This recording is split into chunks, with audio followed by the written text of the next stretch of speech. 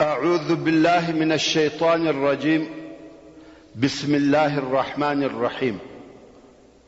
إن الحمد لله نحمده ونستعينه ونستغفره ونعوذ بالله من شرور أنفسنا ومن سيئات أعمالنا.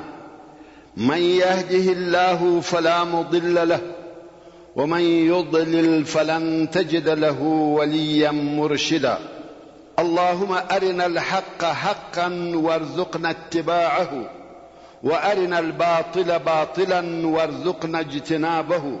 أما بعد، ورونو موږ هغه پیښه او واقعه بیانول چې رسول الله صلی الله علیه و آله وسلم و فرمایل کوم وخت چې مو کفار په غوښو ولي فقط خپل ځانونه په زغرو د غوښې څخه ساتي او خپل غش وساتي، حمله مه پر کوئ تر څو چې نږدې نه وي درته راغلي.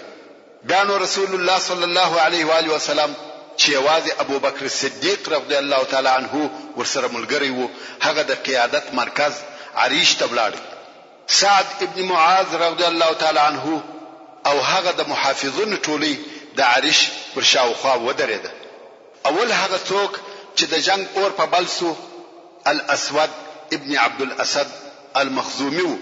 دغه اسد یو شریر بدخویه او مغرور سړی و. دا د قریشو د لشکره څخه راووتی او ویل یې ما د الله سره عهد کړی دی چې یا به د مسلمانانو د حوزه څخه وبچشم یا به ورنړوم او یا به دغه حوزه سره وجل کېږم. دا د کفارو د طرفه اول نفر وو چې د مسلمانانو پر لشکر یوازې راووتی، خو د مسلمانانو د طرفه حمزه ابن عبد المطلب د رسول الله صلی الله علیه و آله وسلم اکا ورووتی. د دوی په مابین کې د تورو وارونه شروع شو. حمزه رضی الله تعالی عنه پر پښه په تور ووهه او پښه د پونډۍ پر مابین ور پرې کړه. د اسود د پښې څخه د قریشو طرف ته ویني فوارې وهي او غزار سو، خو په پروتي د حوض وخواته ورسکیږي، غواړي چې خپل قسم پر ځای کړي. حمزه رضی الله تعالی عنه د حوض سره د توري بلواري پر وکی او مړی کړي. اوس نو دغه اسود د بدر په ورځ د کفارو د طرفه څخه اول نفر دی چې وژل کیږي. ورونو څنګه چې مبارزه یا پهلواني زموږ پر راتلونکو بیاناتو کې ډېر ذکر کیږي، نو اوس به په پوره تفصیل سره دروښیم. ستاسو دې د مبارزې مقصد او مفهوم په یاد وي. هغه داسې چې په پخوانیو جنگو کې جنگ لاس په لاس د توري او نیزه وهل و. د نن ورځې پر ډول توپ، طیاره، توپک او بمان نه و. نو د جنگو عادت داسې و کوم وخت چې بدوه لشکره مخ په مخ سره ودرېده، د جنگ په اول او شروع کې به د یو طرفه څخه یو پهلوان یا فارس پر آس پور یا پیاده راووتی. د غیرت او مړانې بیتونه او اشعار به ویل چې په دغه اشعارو کې به د ځان او د خپل پلرو او د خپل قوم صفت کاوه چې موږ توریالي او میړنیو.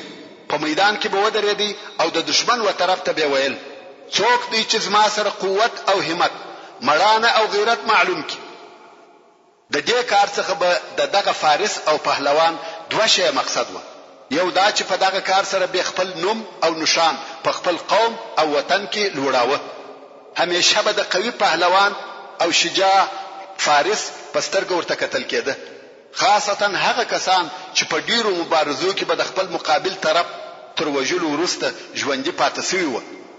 او دوهم مقصد یې دا و چې د خپل طرف د لشکر څخه بیره لري کی حماس او دلاوري پکې پیدا سي. نو دغه بل طرف څخه به هم یو پهلوان دغه سي د اشعار په ویلو په غرور او کبریا ورووتی، لکه د نن ورځې کشتي یا رسلینګ. بیا به د دوی په مابین کې جنگ شروع شو، په تورو به سره وهل. هر یو به د پهلواني حرکتونه، حمله او دفاع، چالاکی او چسپاندې ښکارا کول تر څو چې یو به ووجل شو. خو دغه مبارزه د جنگ په شروع کې کېده او تر مبارزې وروسته به لشکر پر لشکر حمله وکړه. عمومي جنگ به شروع شو. دغه قسم مبارزه په ډیرو غزاو کې شوې ده او بیا چې هر وخت مبارزه یا پهلواني وویل سي دغه د دوه پهلوانانو یو په یو جنگ مقصد دی. برته قصه تراس د جنگ تر شروع د مخه د کفارو د طرفه 3 پهلوانان راووته چې دا نفر د قریشو د هغه شوف فارسانو او سردارانو څخه او ټول د یوې کورنۍ څخه. دغه نفر عتبه ابن ربيعه او د دورور شیبه ابن ربيعه او دریم د عتبه زوی چې ولید ابن عتبه. 3 نفره چې د قریشو مشران هم دي میدان ته راووته. اول څوک مبارزه کوي؟ فورا د انصارو د ځوانانو څخه 3 نفره وروته چې یو یې عوف ابن الحارث او بل یې معاذ ابن الحارث چې سره ورونه و او مور یې عفراء رضی الله عنها ده او دریم یې عبد الله ابن رواحه. د انصارو څخه دغه 3 نفره د هغه درو مشرکانو و مخته د مبارزې د پاره ودرېده. مشرکانو نه پیژندل نو یې پښتنه ځنی وکړه ویل تاسو څوک یاست؟ انصار خپل ځانونه وروښول هر یو خپل نوم یاد کړي. مشرکانو ویل تاسو ښه قوم یاست نسب ملور اشراف او زموږ سیالان یاست خو موږ ستاسو سره کار نه لرو بلکې د خپل قوم څخه نفر غواړو. او بیا ناری کړه یا محمد صلی الله علیه و آله وسلم موږ ته زموږ د قوم څخه زموږ سیالان راوباسه. رسول الله صلی الله علیه و آله وسلم وفرمایل یا عبیده ابن الحارث چې د رسول الله صلی الله علیه و آله وسلم د اکا زوی، یا حمزه چې د رسول الله صلی الله علیه و آله وسلم اکاو، یا علی چې د رسول الله صلی الله علیه و آله وسلم د اکا زوی. ورولارسي دا ټول د رسول الله صلی الله علیه و آله وسلم هغه نږدې اقربا دي او رسول الله صلی الله علیه و آله وسلم اوله قربانی په خپل اقربا ورکوي. دوی وروته او کوم وخت چې د کفارو مخته ودرېده هغه ورته ویل تاسو څوک یاست؟ دوی هر یو خپل نوم وریاد کړ. کفار ویل هو تاسو زموږ سیالان یاست. اوس نو د دوی په مابین کې جنگ او مبارزه شروع شوه.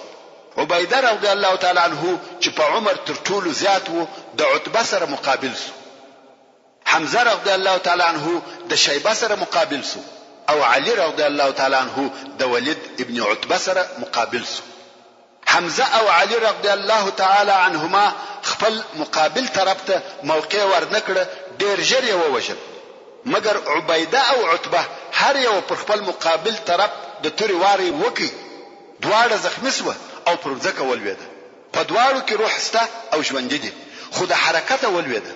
علی او حمزه ژر ورغله. عتبه یې ووژي او عبیده رضی الله تعالی عنه چې پښه پرېسوي و د مسلمانانو لشکره ته راوړي. خو بیا د بدر تر غزا 4-5 ورځې وروسته چې مسلمانان مدینه منورې ته تله په لار کې وفات شو. دا نو د بدر په جنگ کې د کفارو هغه اول مړی و. کفار نور مبارزه او پهلوانی نه غواړي ځکه 3 سرداران یې په یو ور د لاس ورکړه چې دا و کفارو ته ډیره سخته ضربه و. دغه مبارزه اخر او انتها و کفارو او مشرکانو ته د بدی او بدبختی شروع و.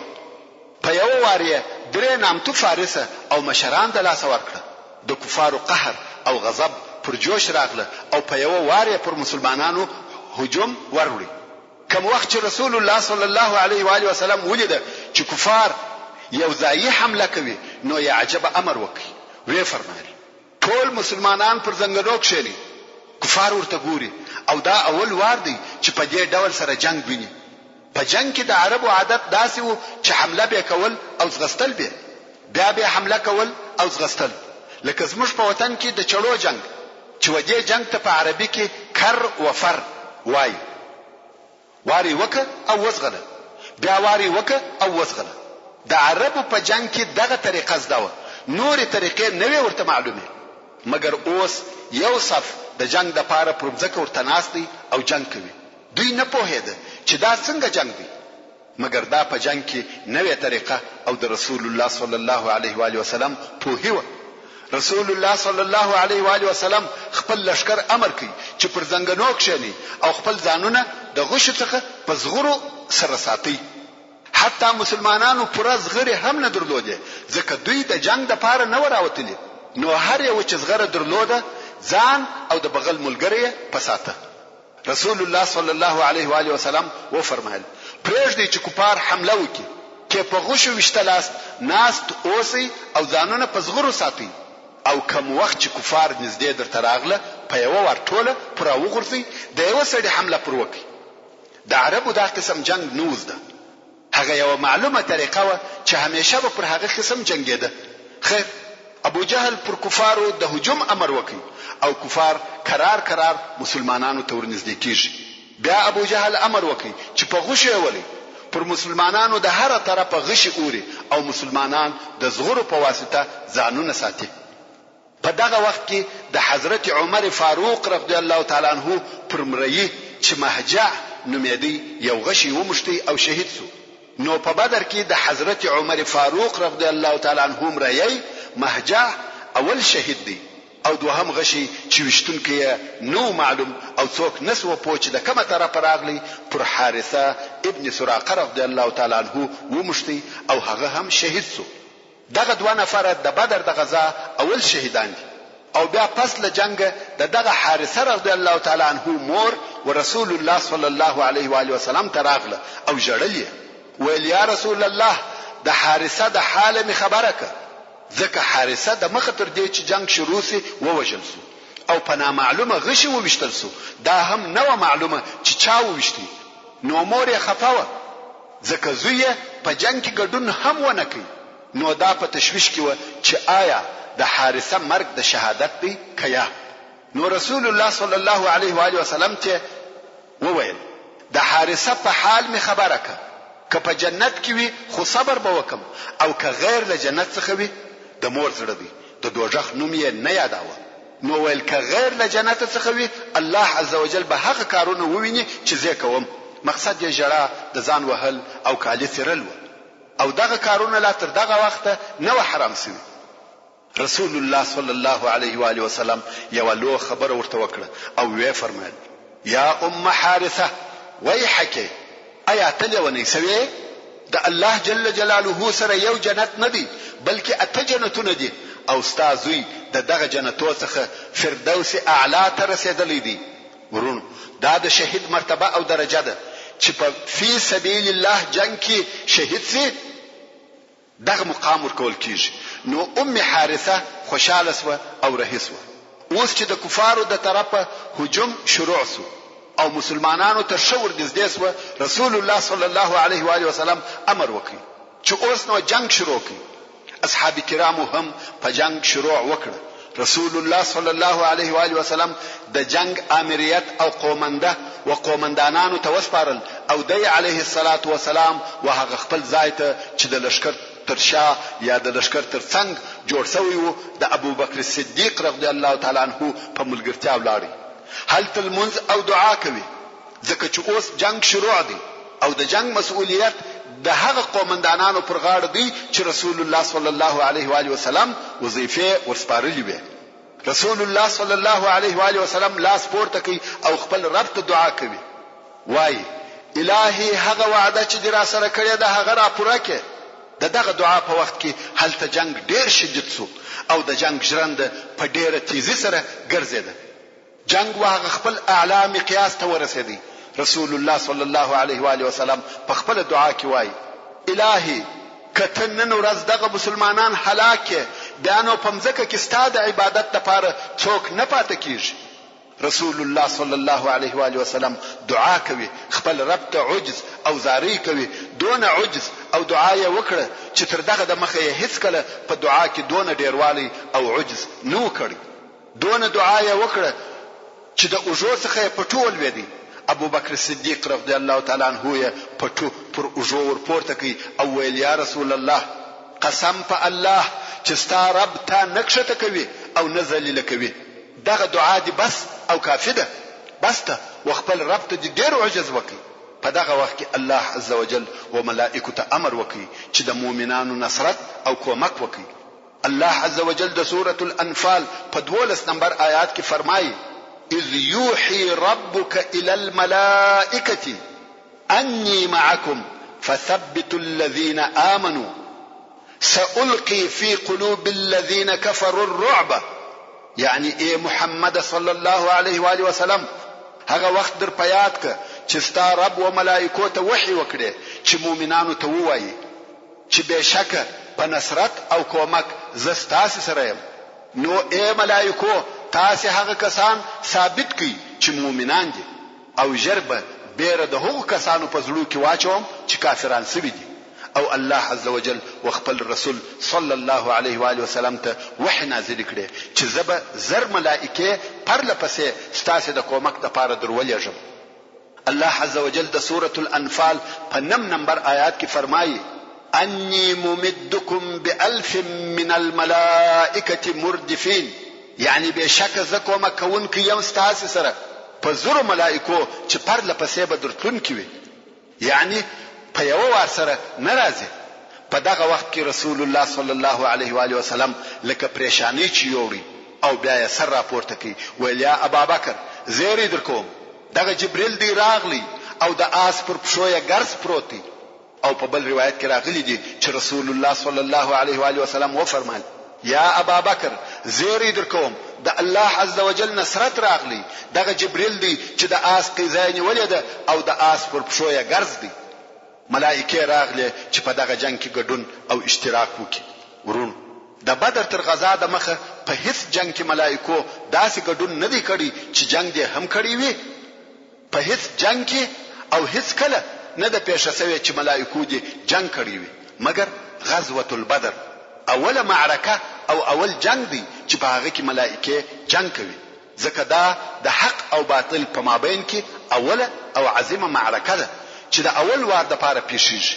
او بیا رسول الله صلی الله علیه و آله وسلم د عریش د دروازې څخه په داسې حال کې راووتی چې زغره اغوستې و او دغه آیات شریفه وایي سيهزم الجمع ويولون الدبر، چې دا د سورة القمر 45 نمبر آیات دی.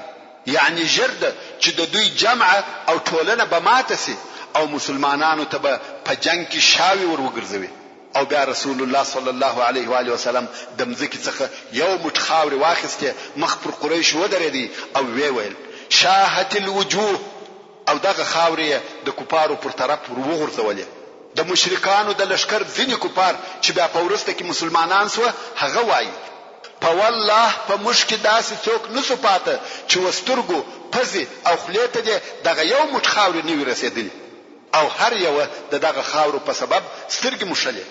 او دغه خاورو وشتلو په باره کې الله عز وجل د سورة الانفال په 19 نمبر آیات کې فرمایي وما رميت اذ رميت ولكن الله رمى، یعنی اے محمد صلی الله علیه و آله وسلم کوم وخت چې تا دغه وشتل وکړه دغه وشتل تا نه دی کړی مګر الله دغه وشتل کړی و. ځکه د بشر وشتل داسې نه وي چې یو مټ خاوره دي د پوره لشکر وسترګو ته ورسیږي، دا وشتل د الله عز وجل وشتل و. په دغه جنگ کې بشر یا مسلمانان یو آله او وسیله و، خو په حقیقت کې دغه جنگ ترتیب د الله عز وجل د طرفه څخه و.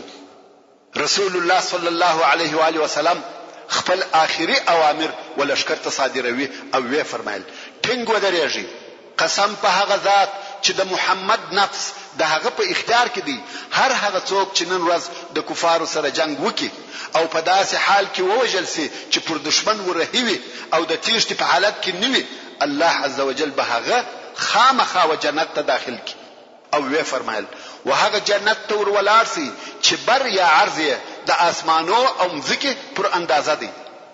دلته یو صحابي ولاړ وو چې نوم یې عمیر ابن الحمام او یو سوداني خرماوي په لاس کې وي چې خړلې ویل یا رسول الله څنګه دی وویل؟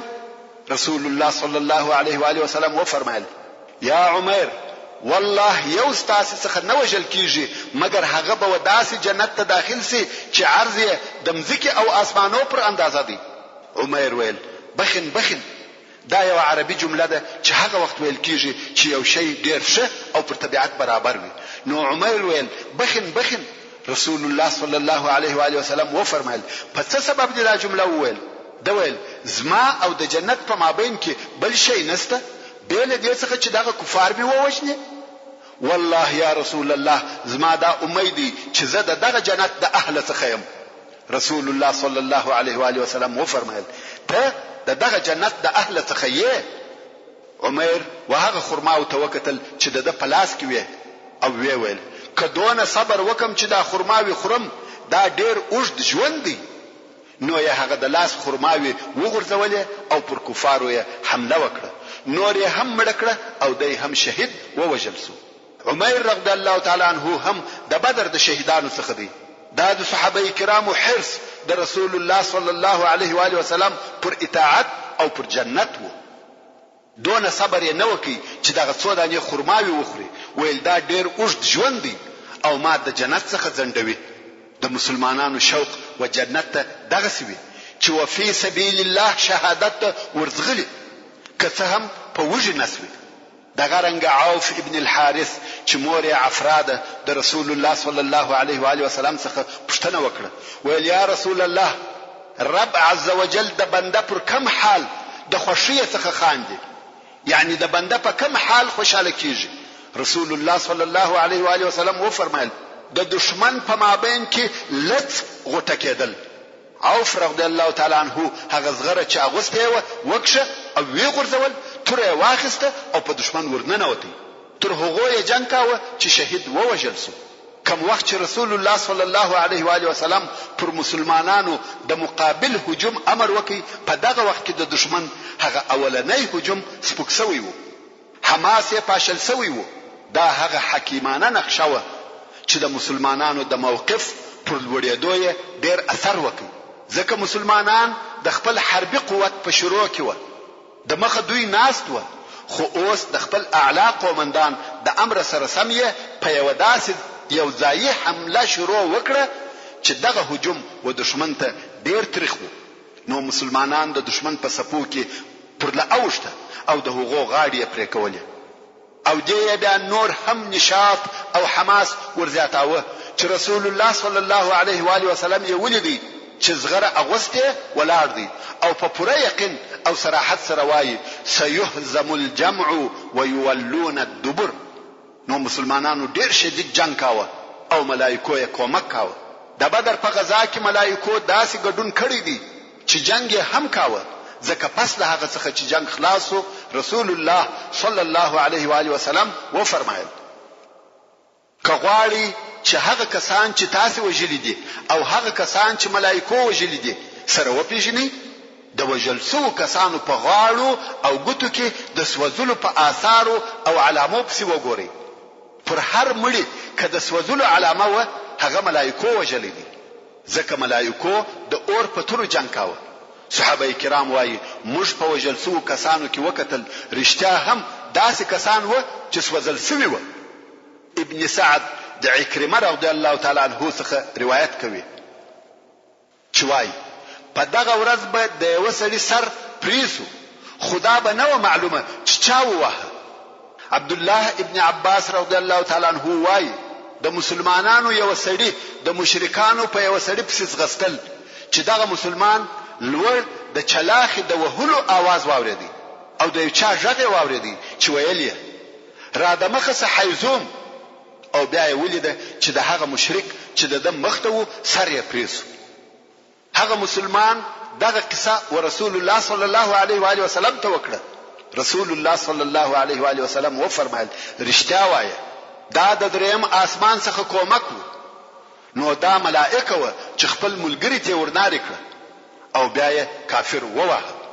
ابو داود المازنی رضی الله تعالی عنه وایي زه په یو مشرک پسې وم چې په توره یې ووهم، د مخه تر دې چې زما تور ورسیږي د سر په حواسو. زه پوه سوم چې دا د بل چا واری و چې سر یې ورپرې کړ. مقصد دا چې د بدر په غزا کې ملائکو عملی ګډون کړی دی. بې له بدر څخه بل هیڅ داسې جنگ نشته چې په هغه کې د ملائکو په خپل جنگ کړی وي. فقط دغه یو د بدر جنگ دی چې ملائکو اشتراک یا ګډون پکښ کړی. هو د حنین په ورځ ملائکه د جنگ میدان ته حاضر شوه، خو جنگ نه دی کړی. او دا هم باید وویل سي چې نصر او بری یوازې او یوازې د الله عزوجل د طرفه څخه دی، نصر د ملائکو د طرفه نه دی.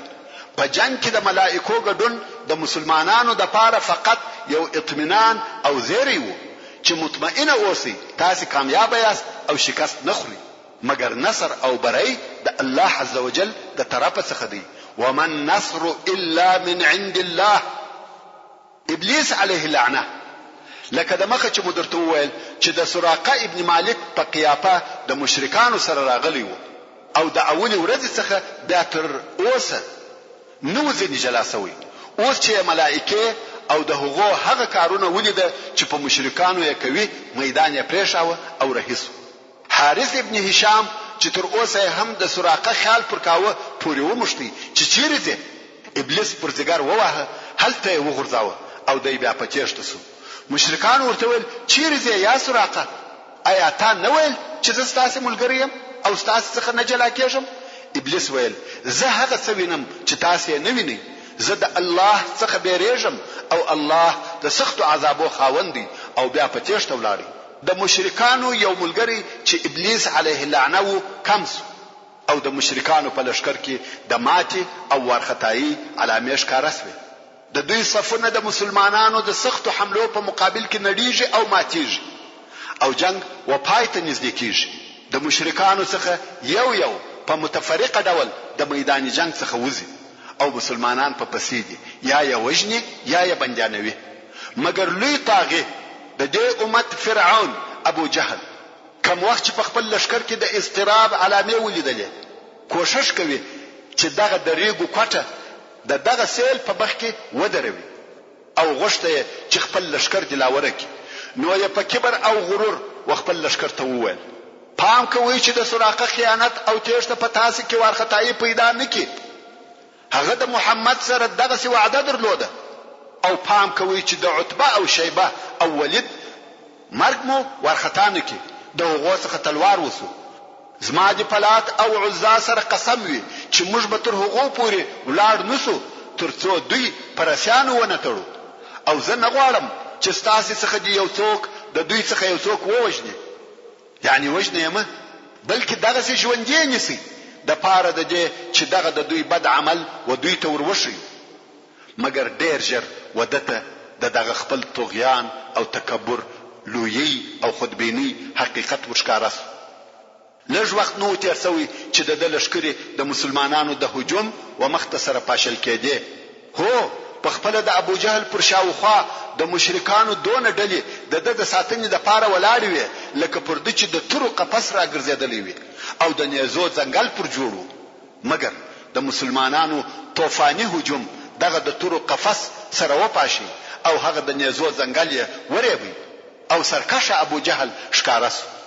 مسلمانانو دی ولیدي چې پر آس سپور دی او شاوخوا ګرځي. خو مرګ په دې انتظار وو چې د وینې د دوو انصاري ځوانانو د لاس څخه وچشي. د انصارو څخه دوه نوي ځوانان چې یو یې معاذ او بل یې معوذ نومېده. ورونو په دغه نومو کې د سیرت په کتابو کې اختلاف شته. څوک وایي معاذ او عوف نومېده چې دواړه د عفرا رضی الله عنها زامن دي او څوک وایي چې د یو نوم معاذ وو چې د عمرو بن الجموح زوی وو او بل یې معوذ نومېدی چې د عفرا زوی وو. موږ به دلته هغه روایت بیان کو چې معاذ او معوذ وو. دغه دوه تازه او د لږ عمر ځوانان وو. عبدالرحمن ابن عوف رضی الله تعالی عنه وایي د بدر په ورځ زه د مسلمانانو په صف او قطار کې ولاړ وم چې خپل راسته او چپه طرف ته مې وکتل. دغه دوه نوي ځوانان مې و یوه طرف او بل طرف ته ولاړ وو چې د یو عمر 15 کاله او د بل عمر 14 کاله را معلومېدی. هلوکان او تازه ځوانان دي او دا هغه هلوکان دي چې د جنگ په شروع کې کم وخت چې عتبه او ولید د مبارزې د پاره پهلوانان وغوښته دوی وروته و جنگ ته په ډیر شوق کې دي.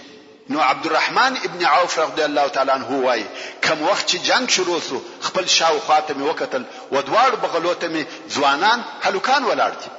زما په زړه کې دا غوښتنه او آرزو وه چې کشکې مې وڅنګ ته تر دوی یو څه پاخه او مشران نفر ولاړ وای.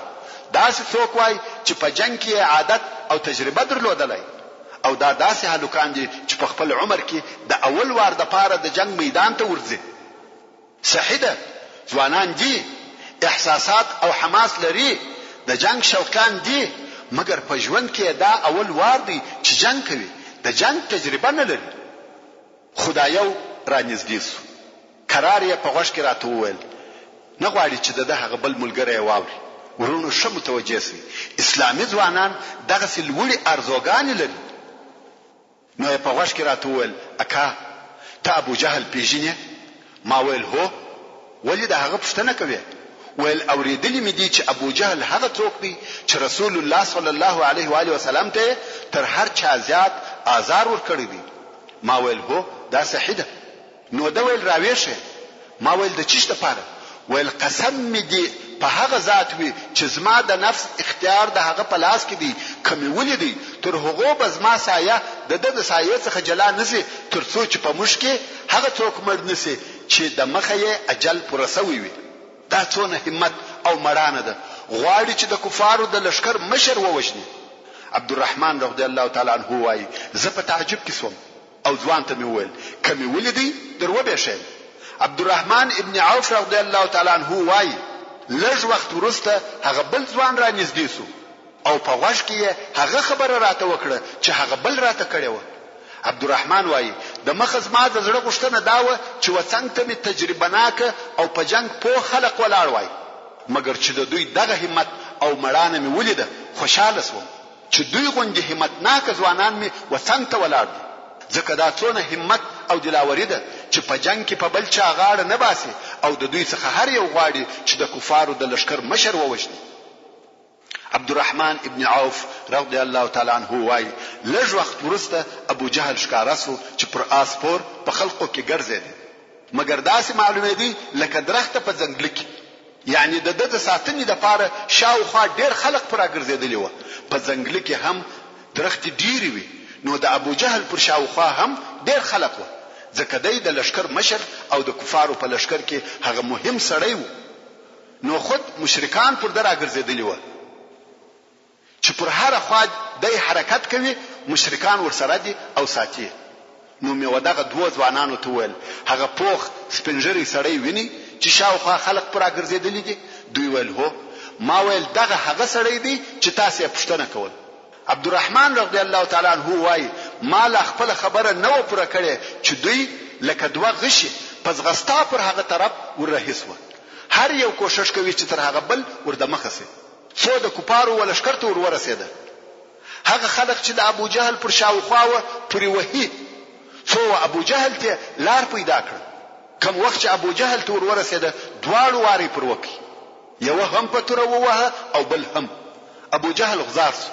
دا د پرېشنا په شان یو نابوبره حمله و، تر څو چې خلک پوهېده چې څه قصه ده، دوی خپل مقصد حاصل کړی و.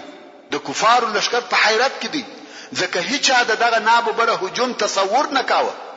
ابو جهل غزار سو، که څه هم مړ نه دی روح پکښې دی، خو وینې فوارې ځینې وهي. او بیا دغه دوه ځوانان ورسول الله صلی الله علیه و آله وسلم ته راغله. د ابو جهل د وژلو حال یې ورته ووایه. رسول الله صلی الله علیه و آله وسلم پوښتنه ځینې وکړه چې په تاسو کې کم یو ووژي؟ هر یو وویل ما ووژي. رسول الله صلی الله علیه و آله وسلم وفرمایل خپل توري مو د وینو څخه پاکي کړی دي؟ دوی ویل یا. رسول الله صلی الله علیه و آله وسلم د دوی تورو ته وکتل، ویل تاسو دواړو وژلې دي. او رسول الله صلی الله علیه و آله وسلم د ابو جهل سلبه یعنی د پات سامان و معاذ ابن عمرو ابن الجموح ته ورکړه، ځکه معوذ ابن عفراء په دغه جنگ کې شهید کړل شو. په جنگو کې دا قانون وو چې د وجل سوي سړي پات سامان د هغه د قاتل وو. ابن اسحاق د معاذ ابن عمرو ابن جموح څخه روایت کوي چې معاذ وویل د قوم څخه مې واورېده چې دغه ابو جهل دی، او ابو جهل داسې وو لکه یو درخته چې په ځنګل کې د ډیرو درختو په مابین کې ولاړ وي او څوک نسی ورتېرېدلی. معاذ د مشرکانو توري او نیزه چې پر ابو جهل د ساتنې د پاره راګرځېدلی وي د دغه ډیرو درختو سره مشابه کړي. او مشرکانو ویل و ابو الحکم ته څوک نسی ورنږدې کېدلی. ما چې دغه جمله واورېده ما دا د ځان وظیفه وګرځول چې زه به دی وژنم. نو د دوه طرف ته ورنږدې کېدم تر څو چې موقع برابر سوه، حمله مې پر وکړه. په توره مې وواهه چې دغه ضربې سره پښه د پونډۍ په نیمایي کې په هوا سوه. او وایي د زوی عکرمه پر اوږه په توره ووهلم چې لاس مې په اوږه کې پرېسو، مګر پوست یې پاته و. دغه پوست په واسطه مې لاس په اوږه ځړېدی. څرنګه چې په جنگ داسې مشغوله وم چې لاس یې راڅخه هیر کړي. د دغې ورځې ډېره حصه مې په دغه پرې سوي لاس جنګ کاوه. او او پرې سوی لاس به مې په دا بل لاس شاته اړاوه. کوم وخت چې دغه پرې سوی لاس ډېر تکلیف راکړي نو مې پښه پر کښېښول او ځان مې لوړ کش کړي تر څو چې لاس مې د اوږې څخه پرې سو. ورونو دغه معاذ ابن عمرو ابن الجموح رضی الله تعالی عنه د حضرت عثمان رضی الله تعالی عنه د خلافت تر وخت پورې ژوندۍ پاتو. او معاذ وایي په دغه وخت کې معوذ ابن عفراء رضی الله تعالی عنه پر ابو جهل چې زخمی پروت و راغلی د تورې داسې واره پر وکی چې د مرګ یې پر دغه حال چې په هغه کې لا یو څه ژوند وو پرېښاو او معوذ تر هغو جنګ کاوه چې شهید ووژل سو. سبحان الله د واقعي مسلمان همت او شجاعت دغسې او دغه نه وي. دا د 14 کلو هلوکان و او دغه همت او مړانه و. کوم وخت چې ابو جهل ووژل سو کفارو په تیښته شروع وکړه و هر طرف ته ځغلي ځکه مشر او قومندان یې ووژل سو.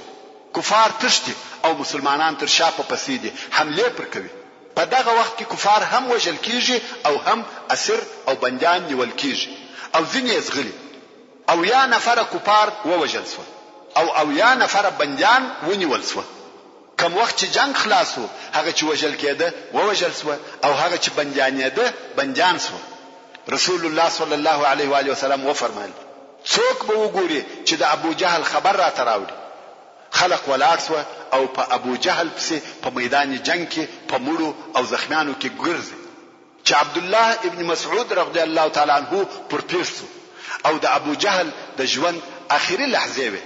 عبد الله ابن مسعود رضی الله تعالی عنہ خپل پښه د پر غاړه کښېښول او تر ژیره ونیوي غواړي چې سر یې ورپریږي او ورته ووایي آیا الله عز وجل ذلیل کړي یا عدو الله. ابو جهل ویل په چی شي ذلیل کړم؟ آیا په دې غم جنسم چې یو سړی مو مړ کړي او که تاسو تر یو سړی زیات وژلی دي؟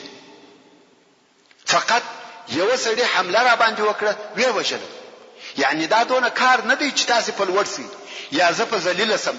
فقط یو سړی حمله را باندې وکړه او زه وژل. او بیا ابو جهل پوښتنه وکړه ویل په جنگ کې کامیابی او غلبه ده چا ده؟ عبد الله رضی الله تعالی عنہ ورته ویل کامیابی الله او رسول الله لره ده. ابو جهل ویل دا قدرت او غلبه نه دي. دوی په دې سره نه لوړیږي چې د خپل قوم څخه یو څوک مړ کړي. تاسو د دې فرعون کبر غرور او لوی ته وګوري ویل دا قدرت نه دی چې دوی د خپل قوم څخه یو څوک ووژني. دا زما شرف دی چې دشمنانو نه یم وژلی بلکې خپل قوم ووژلم. دا مغرور او متکبر انسان د مرګ په حالت کې دی خو بیا هم د شرف دعوه کوي. عبد الله ابن مسعود رضی الله تعالی عنہ د پر ځګر ور وختي غواړي چې سر ور پریک. دلته نو ابو جهل سم ولیدي او وی پیژندي ویل ته هغه زموږ شپانه نه یې چې زموږ پسونه دی پیول. اعوذ بالله د ژوند په اخرو لحظو کې نه غواړي چې د هغه خپل خره څخه راکښته سي او هغه خپل کبر پریږدي. عبد الله ابن مسعود رضی الله تعالی عنہ چې وخت د مکه مکرمه د خلقو پسونه پیول ویل هو هغه. ابو جهل ویل والله ودیر سخت الوړي توخته ايش پانګيه یعنی وداسي سخت او لوړ ځای ته وخته چې څوک نسوای ورختلای چې مقصد خپل ځان او خپل ځګر وو. او بیا ابو جهل وویل چې سر می پرې کوي غاړه می اوږده ور سره پرې ک چې سر می لوی ښکارس. تاسو دې ملعون ته وګوري پس لمرګه هم فخر او عزت لوی او عظمت غواړي. نور نو عبد الله ابن مسعود رضی الله تعالی عنہ صبر نور توکي او سر یې ور پرې ک. ورونو عبد الله کوچنی ضعیفه او ډنګر سړی وو د حذیل د قبیله وو او په پخوا کې د قریش شپانو. ابو جهل چې واورید چې ابن مسعود مسلمان شوی دی ډیر په قهر سو او بیا یې عبد الله د مکه مکرمه پرې ولار ولیدي نو یې تر غوږ ونیوي او د جیب څخه یو میخ راوېستی. د عبد الله غوږ پر دیواله ور میخ کی. ابن مسعود رضی الله تعالی عنہ د دیواله سره ولار دی او غوږ یې میخ دی. دونه ویني ځنی بهېدلی وي چې تر مځکه رسیدلی وي. څو بیا ابو بکر صدیق رضی الله تعالی عنہ راغی خلاص کړ. اوس دغه عبد الله د ابو جهل سر ور پېکی او غواړي چې رسول الله صلی الله علیه و آله وسلم ته ورودي او ورته وایي چې دغه دی عدو الله ممړک. خو د ابو جهل سر لکه د غوایي دونه غټ دی او ابن مسعود کوچنی سړی دی. دا لوی سر نسی وړلای. نو یې د تورې په څوکه د ابو جهل غوږ ورسری کی او تناوی پکښ واچاوه کشوی. عبد الله رهیدی سر پسسکیږي. څو رسول الله صلی الله علیه و آله وسلم ته ورسېدی او سر یې د رسول الله صلی الله علیه و آله وسلم مخ ته کښېښاو. رسول الله صلی الله علیه و آله وسلم په تعجب کې سو چې څه قصه ده. ویل دا څوک دی؟ عبد الله ویل یا رسول الله دا د عدو الله ابو جهل سر دی. رسول الله صلی الله علیه و آله وسلم درې واره ویل الله الذي لا اله الا هو، یعنی په الله پښتنه در څخه کوم، هغه الله چې بیل د څخه بل الله نشته. او بیا ویل الله اکبر الحمد لله الذي صدق وعده ونصر عبده وهزم الاحزاب وحده. او وی فرمایل دا د دې امت فرعون دی. او عبد الله ته ویل یا ابن مسعود الاذن بالاذن، یعنی ستا غوږ په مکه کې در سره کی او تا د غوږ دلته او سره هم بالابود دا یې ګټه. محترم ورونو، د دغه جنگ په جریان کې نور ډیری واقعې هم پیښ شوې دي چې د مسلمانانو پر صادقه ایمان، پر ثابت عقیده، په جنگ کې شجاعت او د دوی پر همت او مړانه دلالت کوي. په دې جنگ کې پلرونه د زامنو سره مخامخ شو، ورونه د ورونو سره مخامخ شو. څرنګه چې دوی په عقیده کې سره مخالف وو، نو د دوی په مابین کې فیصله په تور سره وسو. مظلوم د ظالم سره مخامخ شو او خپل د مظلومیت حق یې واخیستی. چې موږ د هغې جملې څخه یو د عمیر ابن الحمام واقعه، هغه چې خرماوي یې وغورځولې او جنگ ته داخل سو او بیا شهید سو. او بل د عوف ابن الحارث واقعه چې زغره یې وکشه او جنگ ته داخل سو او شهید سو. د مخه درته بیان کړې، خو زه به یو څو نوري واقعې دلته د مثال او نمونې پر قسم درته بیان کوم. اول د کفارو په لشکر کې یو سړی وو چې د اوسپنې د زنجیرانو کالیه اغوستې وه. د سر څخه تر پښو پورې په ټول بدن کې هیڅ ځای نه معلومېدی بې له دوو سترګو څخه، فقط سترګې معلومیږي. او په جنگ یې شروع وکړه. پر هر طرف حمله کوي، وارونه کوي، چپه او راسته طرف ته وهل کوي، مسلمانان زخمیانوي. خو بالمقابل مسلمانان پر د وارونه کوي، دی وهي په توره، په نیزه، په غوشو، مګر د اوسپنې د زنجیرانو کالی اغوستې دي، هیڅ اثر نه پر کوي. مسلمانان د وهلو څخه عاجز شول. څه په وکړي؟ پر د هیڅ واري تاثیر نه کوي او دغه کافر ډیر مسلمانان زخمیان کړه. نو د مسلمانانو څخه یو نفر ورسول الله صلی الله علیه و آله وسلم ته ورغلی. ویل یا رسول الله دغه سړي په عذاب کړو، خوږ یې کړو. رسول الله صلی الله علیه و آله وسلم و زبیر بن العوام رضی الله تعالی عنه ته ورغ کړ. زبیر رضی الله تعالی عنه چې د رسول الله صلی الله علیه و آله وسلم د عمه زوی دی، ډیر قوي او جنگي پهلوان دی. رسول الله صلی الله علیه و آله وسلم امر کوي چې دغه سړي یو چاره وک، د وهلو لار ورته پیدا ک. مسلمانان د هرې اسلحه وارونه پر کوي او پر مشله، خو تاثیر نه پر کوي. خبره دا نه ده چې څوک واري نسی پر کوله، وارونه پر کیږي خو فائدہ نه لري، ځکه سر تر پایه په اوسپنه پوښلې دي. زبیر رضی الله تعالی عنہ وای ورغلم، شاوخوا پر وګرځیدم، ګورم چې په دغه اوسپنه کې به یو ځای سری وي یا به د بدن یو حصہ لڅوي، خو هر څه چې پر وګرځیدم بیل سترګو بل ځای نه معلومه دي.